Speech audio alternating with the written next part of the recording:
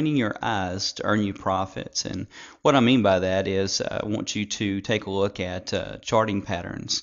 And there's many charting pattern sites out there. And of course, I teach you a lot of charting patterns along the way as well. But I wanted to just bring out some patterns here, starting from the left, and we'll go to the right. This is on the pound yen hourly chart, and there's actually quite a few charting patterns on here. We've got the bull flag, and it's a bull flag because the flagpole heads upward and then causes the flag. If it comes more than towards the triangular shape, they'll call it a pennant. They'll call it a flag if it's a little bit more open. Either way, it still has the same result. When it breaks out, there's still a pretty good bit of territory that heads north.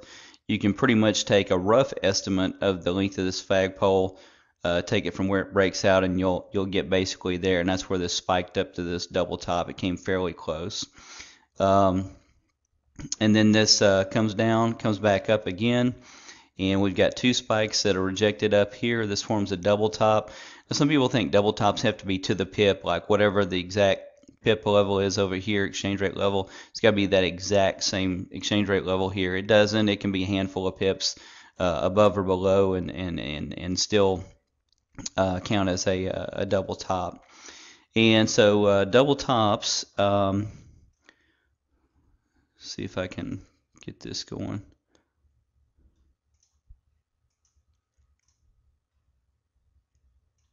Here we go. Double tops form M's on the chart. I want to just emphasize that there.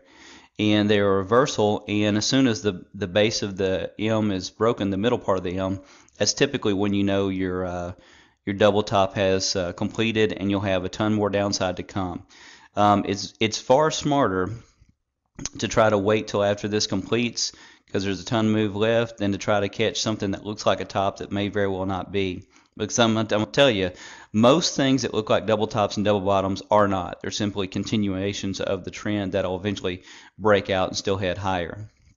So it's best to let them complete, let the bottom break on the middle part of the M and head lower, or somebody can draw a trend line and allow that trend line to break as well. When they're very steep, almost parabolic moves, I let the bottom of the M break. If they were more of a little bit, this is not quite a normal angle, but it's closer to it, then I would draw a trend line and let that break, and let the break of the trend line be my confirmation that the double top is in place. So we come down here and we get a double bottom. A double bottom is a W. So this is what we look for on the chart, is the W pattern. And that tells us that a bottom is likely in place, especially once it passes the middle of the W.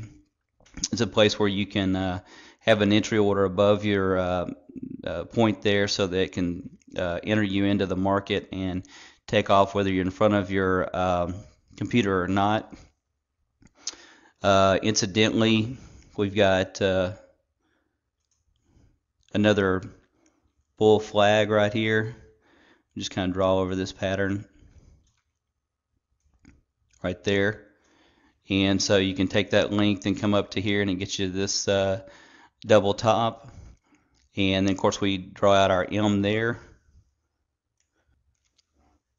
Double top goes into place, the midpoint of our M breaks and takes us on down. Then it bottoms. There's kind of a mini double bottom there. It's a little bit sloppy, so I'm not technically calling it one, but it absolutely, could be. Somebody could call it one, and I wouldn't argue the point that it was not one. Come up here again, and we start coiling to where the highs get lower and the lows get higher, and they start coiling and winding up and pushing narrower and narrower and narrower. I'm gonna tell you, this is one of the more common patterns you will see, because you'll see very large moves consolidate and wind up, and the bulls and bears will get into this tug of war. People of the opinion that the pair should go higher, people of the opinion that the pair should go lower, and they'll tug of war back and forth and make less headway all the time until finally one side wins. Typically, however, it comes into the the triangle, which is downward in this case, is typically how it exits out, because that trend move that was started would tend to continue on, and this would just be a sideways breather in the pattern. And so it doesn't mean that it has to do that. It doesn't mean that it does it 100% of the time, but statistically that's where your probabilities lie. So in knowing that, when you observe how one comes into the pattern, that'll tell you whether you should favor the short side of getting short on the top end of the pattern, or getting long on the bottom end of the pattern, because you want to be on the side of the eventual, or what you feel will be the eventual break. Remember, you always want to move your stops to protect profitability. That way, in case this thing pops out and goes against you, you don't give back everything you did while you're trading this consolidating range here, called the symmetrical triangle. So it breaks, and symmetrical triangles, you can basically take the length of this widest part of the triangle, project that down, that number of pips down from your breakout, and you'll get basically a minimum price target of where the price will stop, tend to stop at. Now I say minimum price target because of course it can go further than the length of the width of this triangle from the point at which it breaks out. However, that's typically the minimum amount that it'll do. It can do more, and many times will do more than the minimum targets. Then we kind of have some sloppy trading here, and then what do we have here again? We have a mini symmetrical triangle. I say mini because it's on a smaller scale than this, but guess what? It still has the same impact. It coils up. Statistically, the break is to the downside because we came into it from the downside. So it comes down, it triangles. So there's the highest likelihood that this would break to the bottom.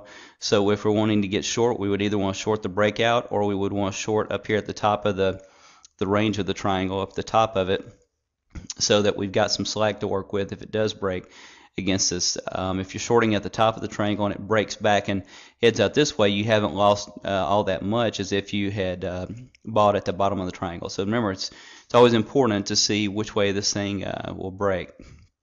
And so it consolidates and then breaks. One thing I like about the triangle patterns is they give you a heads up ahead of time that a directional move is coming. All you got to do is wait and be ready for it, and you can reap enormous profits from it.